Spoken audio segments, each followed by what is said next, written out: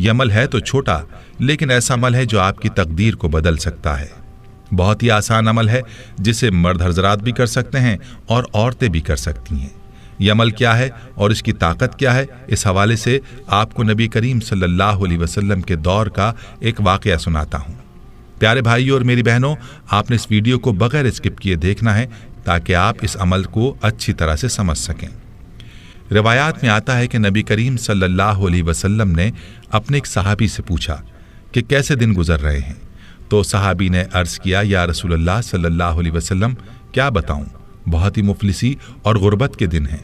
بچپن میں ہی والدین فوت ہو گئے اور زندگی میں تنگیاں ہی دیکھیں، کوئی آسودگی نہیں دیکھی۔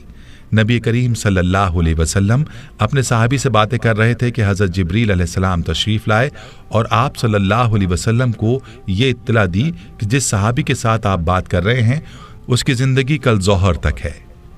نبی کریم صلی اللہ علیہ وسلم کی آنکھوں میں آنسو آ گئے۔ فرمایا، اے میرے صحابی، تیری سب سے بڑی خواہش کیا ہے؟ بتاؤ تاکہ میں تمہاری خواہش پوری کروں۔ صحابی کی آنکھوں میں آنسو آ گئے اور بولا، یا رسول اللہ صلی اللہ علیہ وسلم، میں نے زندگی میں کبھی میٹھا نہیں کھایا اور میری خواہش ہے کہ میں زندگی میں میٹھا کھاؤں، اور دوسری خواہش یہ کہ مجھے زندگی میں نیک بیوی مل جائے تاکہ اس کے ساتھ آسودگی سے زندگی گزاروں۔ نبی کریم صلی اللہ علیہ وسلم نے حضرت ابوبکر، عمر اور حضرت علی رضی اللہ عنہم کو بلایا اور اس شخص سے پوچھا، کیا تمہاری نظر میں کوئی رشتہ ہے؟ تو اس نوجوان نے کہا، میرے چچا کی بیٹی ہے جو خوبصورت بھی ہے اور نیک بھی، لیکن میری غربت کی وجہ سے وہ مجھے نہیں پوچھتے۔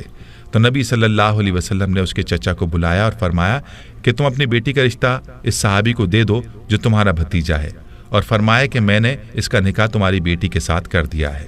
اب اللہ کے نبی صلی اللہ علیہ وسلم نے صحابی سے کہہ کر اس صحابی کو شادی کا انتظام کروایا اور حضرت ابوبکر صدیق رضی اللہ عنہ سے فرمایا کہ اس کے لیے میٹھا پکوائیں تاکہ صحابی کی میٹھے کی خواہش بھی پوری ہو سکے۔ یوں صحابی کی شادی ہو گئی۔ اس صحابی نے اپنا مکان پیش کیا، وہ صحابی اپنی دلہن کے ساتھ اس گھر میں چلے گئے، ان کو ضروری سامان بھی دے دیا گیا اور میٹھا بھی ان کے لیے پیش کیا گیا۔ اللہ کے نبی صلی اللہ علیہ وسلم نے ایک صحابی سے کہا، ظہر سے عصر تک اس گھر کے ارد گرد رہیں، اور جیسے ہی رونے کی آواز سنائی دے تو آپ صلی اللہ علیہ وسلم کو اطلاع دیں۔ وہ صحابی وہاں موجود رہے، لیکن کوئی رونے کی آواز نہ آئی، بلکہ خوشی اور ہنسنے کی آوازیں ہی سنائی دیں۔ عصر کے وقت اس صحابی نے نبی کریم صلی اللہ علیہ وسلم کو سارا ماجرا بتایا تو آپ صلی اللہ علیہ وسلم سجدے میں گر گئے اور اللہ رب العزت سے عرض کیا، یا اللہ، جبریل علیہ السلام نے تو مجھے اطلاع دی تھی کہ صحابی کی زندگی ظہر تک ہے، لیکن یہ کیا ماجرا ہے؟ تو غیب سے آواز آئی، اے میرے حبیب، تقدیر میں یہی تھا کہ اس کی زندگی ظہر کے وقت تک تھی، لیکن جب آپ نے اس کی شادی کی اور اس کی خواہش پوری کرنے کے لیے اس کے لیے میٹھا بھی بھیجا تو رات کو یہ صحابی کھانا کھانے کے لیے اپنی بیوی کے ساتھ بیٹھا، ابھی کھانا کھایا ہی نہیں تھا کہ دروازے پر فقیر نے آواز لگائی کہ میں بھوکا ہوں، اللہ کے نام پر کچھ دے دو۔ تو صحابی نے بیوی سے اجازت لے کر وہ سارا کھانا اس فقیر کو دے دیا، اور وہ میٹھا جس کی وہ خواہش رکھتا تھا وہ بھی اس نے فقیر کو دے دیا۔ جب فقیر کو اس نے کھانا دیا تو فقیر نے دعا دی کہ اللہ تمہاری جوڑی سلامت رکھے اور تمہیں زندگی میں خوشیاں عطا کرے۔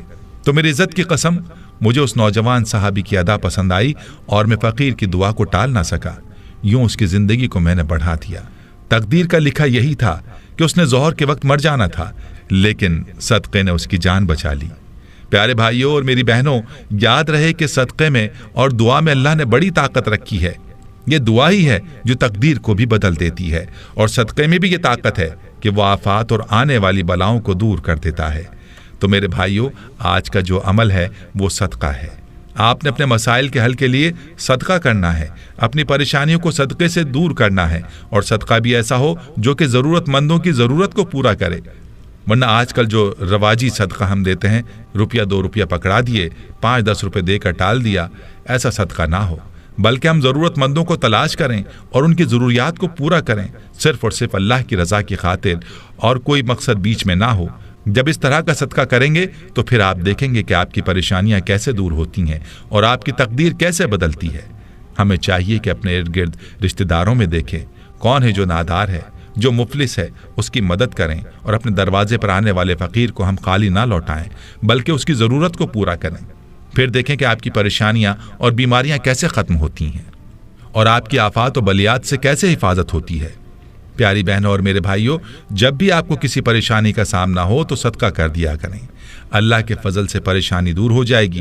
یہاں آپ کو صدقے کے چند فضائل بتاتا ہوں، ضرور ملاحظہ کیجیے گا۔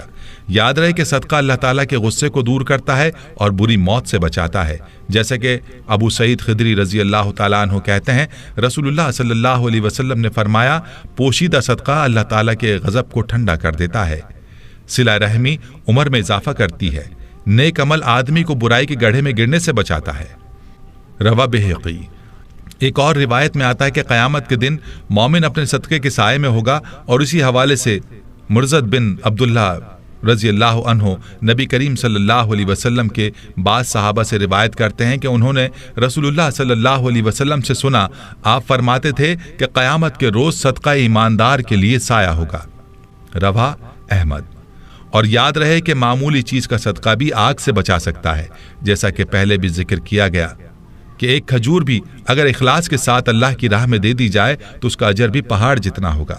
اور عدی بن حاتم رضی اللہ عنہ کہتے ہیں کہ میں نے رسول اللہ صلی اللہ علیہ وسلم کو فرماتے ہوئے سنا، جہنم کی آگ سے بچو، خواہ کھجور کا ایک ٹکڑا ہی دے کر بچو۔ بخاری۔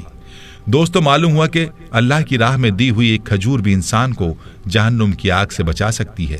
ایک روایت میں آتا ہے کہ صدقہ گناہوں کو بجھا دیتا ہے۔ نبی کریم صلی اللہ علیہ وسلم نے فرمایا، صدقہ گناہ کو بجھا دیتا ہے جیسے پانی آگ کو بجھا دیتا ہے۔ ترمذی۔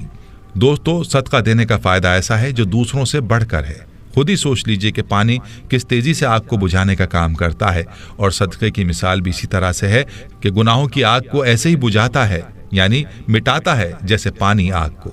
دوستو، ایک بات یاد رہے کہ متعدد آیات اور روایات سے یہ بات معلوم ہوتی ہے کہ صدقہ دینے سے مال کم نہیں ہوتا، اور اسی بارے میں حضرت ابو ہریرہ رضی اللہ تعالیٰ عنہ کہتے ہیں کہ رسول اللہ صلی اللہ علیہ وسلم نے فرمایا، صدقہ دینے سے مال کم نہیں ہوتا، معاف کرنے سے اللہ عزت بڑھاتا ہے، اور عاجزی اختیار کرنے پر اللہ مرتبہ عطا فرماتا ہے۔